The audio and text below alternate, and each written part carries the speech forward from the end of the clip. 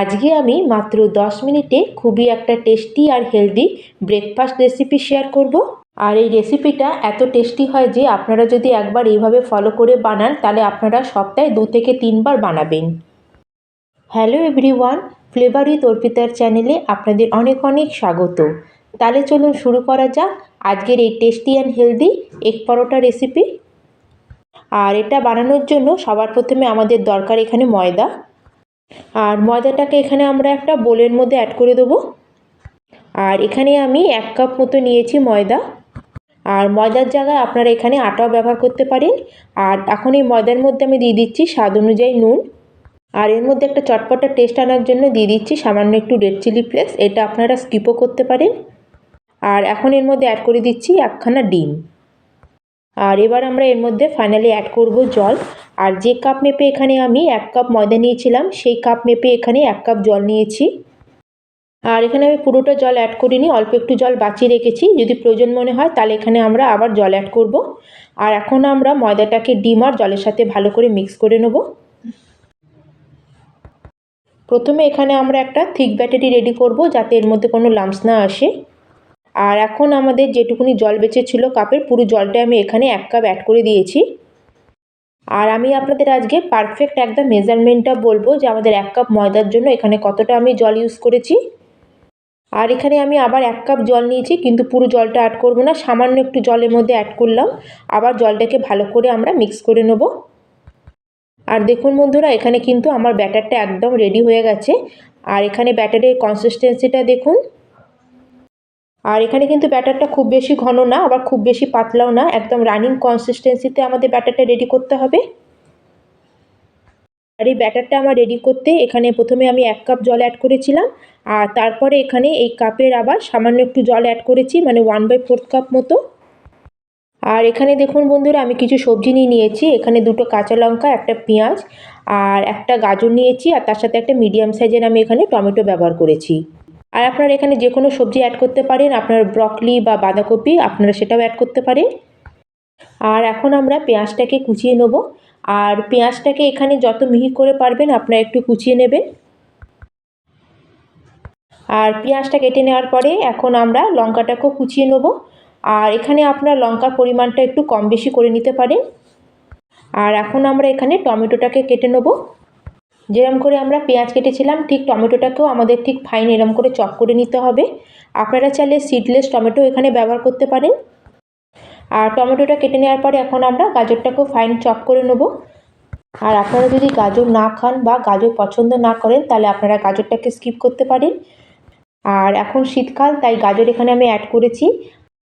আর আপনারা চাইলে গাজরটাকে এখানে গ্রেট করে অ্যাড করতে পারেন। আমি এখানে একটু জুলিয়ান কাট করে গাজরটাকে কেটে নিলাম। যেসব বাচ্চারা সবজি খেতে পছন্দ করে না তাদের আপনারা এখানে নানা রকম সবজি দিয়ে এরকম এগ পরোটা বানিয়ে স্কুলের টিফিনেও আপনারা দিতে পারেন। আর এইটুকুনি যে সবজি দিয়ে আমাদের এখানে 4-5টা পরোটা রেডি হয়ে যাবে। আর এখন এখানে আমি নিয়ে নিয়েছি চিজ। এখানে আমি 2খানা চিজ কিউব ব্যবহার করছি। আপনাদের কাছে যদি চিজ কিউব না থাকে তাহলে আপনারা চিজ স্লাইসও ব্যবহার করতে পারেন। আর চিজটাকে পুরো আমি এভাবে গ্রেটারে গ্রেট করে নেব। আর এখানে দেখুন বন্ধুরা, আমি 2টো চিজ কিউব পুরো গ্রেট করে নিয়েছি। আর এখন একটা বোলের মধ্যে আমি অ্যাড করে দেবো ডিম। আর এখানে আমি ডিমগুলোকে ফাটিয়ে অ্যাড করে নিচ্ছি। আজকে আমি 4খানা পরোটা তৈরি করব, সেজন্য এখানে আমি 4খানা ডিম ফাটিয়ে ব্যবহার করছি। আপনারা আপনাদের দরকার অনুযায়ী ডিমের পরিমাণটা কম বেশি করে নেবেন। এখন এর মধ্যে আমি অ্যাড করে দিচ্ছি সামান্য একটু নুন এখানে আমি একটু কমই অ্যাড করেছি। যেহেতু আমরা এখানে প্রসেস চিজের ইউজ করছি সেজন্য প্রসেস চিজটাও সল্টি হয়। আর এটাকে ভালো করে ডিমটাকে ফাটিয়ে নিয়েছি। এখন এর মধ্যে যে সবজি আমরা কেটে রেখেছিলাম সেগুলো এখন এর মধ্যে অ্যাড করে দেবো।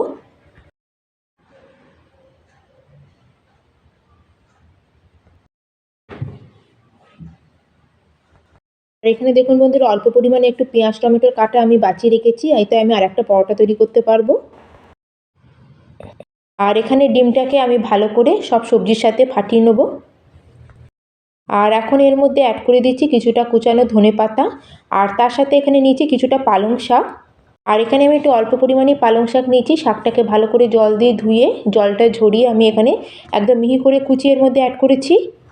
এখানে আমি একটু পালং শাক অ্যাড করেছি যাতে এর মধ্যে ভালো একটু ভিটামিন পাওয়া যায়। আর এখানে এখন শাকটাকে আর ধনেপাতাটাকে ভালো করে ডিমের সাথে মিক্স করে নিতে হবে। আর খুব ভালো করে এটাকে আমাদের এখানে ফাটিয়ে নিতে হবে, ঠিক এরম করে। আর এখানে দেখুন বন্ধুরা, আমাদের তাহলে এগের মিক্সারটা এখানে রেডি হয়ে গেছে। আর এদিকে আমাদের যে ব্যাটারটা রেডি করে নিয়েছিলাম সেটাকে আরেকবার আমরা ভালো করে মিক্স করে নেব। ব্যাটারটাকে খুব বেশি পাতলাও করা যাবে না, একটু ঠিক মতোই থাকবে। আর এদিকে গ্যাসে আমি একটা প্যান বসিয়ে দিয়েছি, এখানে আমরা ননস্টিক প্যানই ব্যবহার করব। আর প্রথমে আমরা প্যানটাকে একটু ভালো করে গরম করে নিয়েছি। এখন আমরা 1 হাতা মতো ব্যাটার এর মধ্যে অ্যাড করব আর একটু ঘুরিয়ে এটাকে চারিদিকে স্প্রেড করে দেবো। আর এখন আমরা গ্যাসের ফ্লেমটাকে মিডিয়ামে রাখবো, আর মিডিয়াম ফ্লেমে আমরা একদিকটা আগে একটু হতে দেবো। আর যতক্ষণ আমাদের রুটিগুলোর মধ্যে সুন্দর একটা গোল্ডেন কালার না চলে আসছে ততক্ষণ আমাদের ভালো করে এই রুটিগুলোকে একটু সেঁকে নিতে হবে। দেখুন বন্ধুরা, এইভাবে আমাদের একটা রুটি তৈরি হয়ে গেছে। আর এইভাবেই আমাদের 1 হাতা করে ব্যাটার আমরা এখানে অ্যাড করব। আর আমাদের সব পরোটাগুলোকে যতগুলো রেডি হবে ততগুলো আমাদের প্রথমে বানিয়ে রেডি করে নিতে হবে। আর এই পরোটাগুলো বানাতে একদমই সময় লাগে না, খুব তাড়াতাড়ি পরোটাগুলো রেডি হয়ে যায়। আর এই দেখুন বন্ধুরা, এখানে আমি কিছু পরোটা প্রথমে রেডি করে নিয়েছি। আর পরোটাগুলো দেখুন এখানে কতটা সফট তৈরি হয়েছে, আপনারা দেখেই বুঝতে পারছেন। এটাকে আমরা ক্রিস্পিও করতে পারবো, যখন আমরা এর মধ্যে এগ স্টাফিং দেবো তখন এটা ক্রিস্পি তৈরি করব। আর এখানে একটা প্যান নিয়েছি, আর প্যানের মধ্যে সামান্য একটু আমি ব্যাটার অ্যাড করেছি। আর আজকের এই এগ অমলেটটা আমি বাটার দিয়ে তৈরি করব। আপনারা বাটার দিয়ে না চাইলে এটাকে অয়েল দিয়েও তৈরি করতে পারেন।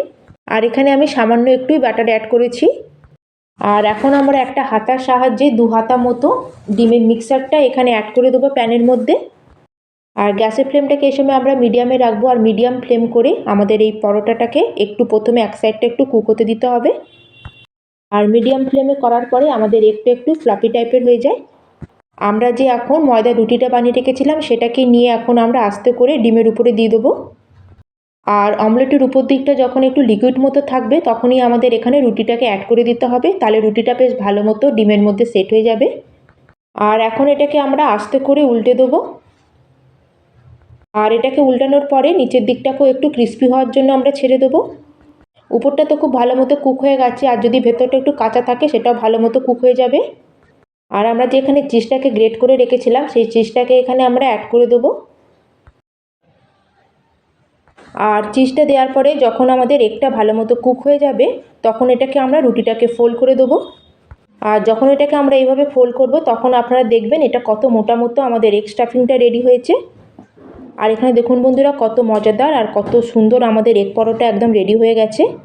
আর এইভাবে আমি সব পরোটাগুলোকে রেডি করে নেব। আর এই দেখুন বন্ধুরা, দেখতে কত লোভনীয় লাগছে। আর আজকের রেসিপিটা যদি আপনাদের একটু ভালো লাগে বন্ধুরা, তাহলে অবশ্যই কিন্তু লাইক করবেন, শেয়ার করবেন। আর চ্যানেলে যদি প্রথমবার এসে থাকেন তাহলে প্লিজ আমার চ্যানেলটিকে সাবস্ক্রাইব করে দেবেন। আর একটা পরোটা আমি আপনাদের কেটে দেখাচ্ছি, দেখুন বন্ধুরা। আর এই পরোটাগুলো খুবই ইনস্ট্যান্ট রেডি হয়ে যায়, একদমই সময় লাগে না বানাতে। তাহলে আজকের মতো আমি এখানেই শেষ করলাম, আবার চলে আসবো অন্য একটি নতুন রেসিপি নিয়ে। ধন্যবাদ।